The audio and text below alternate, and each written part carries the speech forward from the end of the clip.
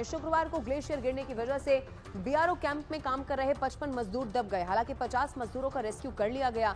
इस रेस्क्यू किए गए 4 मजदूरों की मौत हो चुकी है। वहीं अभी भी 5 मजदूरों की जिंदगी के लिए जद्दोजहद जारी है। उम्मीद यही की जा रही है कि कुछ ही घंटों में बाकी बचे हुए मजदूरों को भी बाहर सुरक्षित निकाल लिया जाएगा। मुख्यमंत्री पुष्कर सिंह धामी लगातार हालात पर नजर बनाए हुए हैं। पीएम मोदी को भी पूरी जानकारी दी जा रही है। लगातार प्रधानमंत्री नरेंद्र मोदी भी संपर्क में है पुष्कर सिंह धामी के। वो खुद पल पल की अपडेट वहां पर ले रहे हैं। प्राथमिकता यही थी कि किसी भी रूप में कोई भी अगर मदद केंद्र की तरफ से भी और जरूरत होती है तो जरूर दी जाएगी।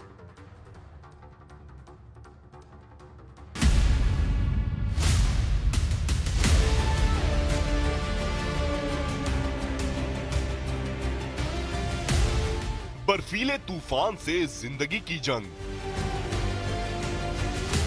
बर्फ में फंसे मजदूरों को बचाने का अभियान। सबसे बड़ी आपदा, सबसे बड़ा रेस्क्यू ऑपरेशन। एसडीआरएफ, एनडीआरएफ, जिला प्रशासन, आईटीबीपी और बीआरओ, ये वो टीमें हैं जो माइनस तापमान में समुद्र तल से 32,000 मीटर की ऊंचाई पर मौत से जिंदगी की जंग लड़ती दिखाई दी। रेस्क्यू ऑपरेशन की ये तस्वीरें उत्तराखंड के बद्रीनाथ से महज 3 किलोमीटर दूर माड़ा गांव की हैं। ये वो गांव है जिसे भारत का पहला गांव कहा जाता है और इस गांव में शुक्रवार सुबह ऐसा बर्फीला तूफान आया कि सड़क बनाने में जुटे 55 मजदूर इसकी चपेट में आ गए। फिर शुरू हुआ बर्फ के बीच सबसे बड़ा रेस्क्यू ऑपरेशन। एक तरफ बर्फ के बीच ऑपरेशन चल रहा था तो दूसरी तरफ आसमान से भी इस बचाव अभियान की निगरानी हो रही थी। हमारा आईजी सर हैं, संजय गुंजाल सर हैं, तो वो पूरे ऑपरेशन को मॉनिटर कर रहे हैं।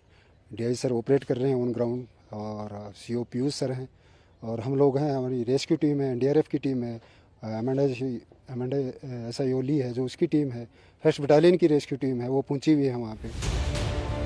यानी माड़ा के मसीहा लगातार रेस्क्यू ऑपरेशन में जुटकर मजदूरों की जान बचाते नजर आए।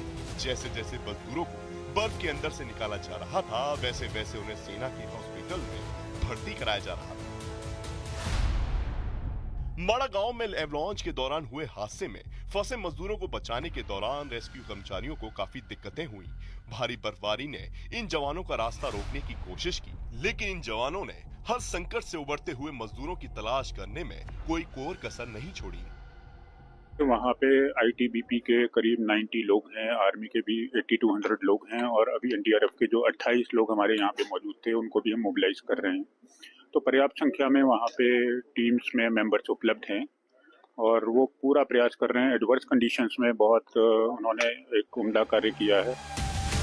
उधर उत्तराखंड सरकार भी इस रेस्क्यू ऑपरेशन पर नजर बनाए हुए है, तो खुद प्रधानमंत्री नरेंद्र मोदी ने उत्तराखंड के सीएम पुष्कर सिंह धामी से बातचीत कर रेस्क्यू ऑपरेशन की जानकारी ली। माननीय प्रधानमंत्री जी ने भी आज प्रातःकाल पूरे रेस्क्यू अभियान से लेकर पूरी घटना की जानकारी ली है और पूरे प्रदेश के बारे में भी ली है और हर संभव उन्होंने सहायता के लिए कहा है कि किसी भी प्रकार की कोई भी सहायता एजेंसियों की केंद्र के स्तर पर जहां भी चाहिए वहां पर वो सहायता उपलब्ध कराएंगे।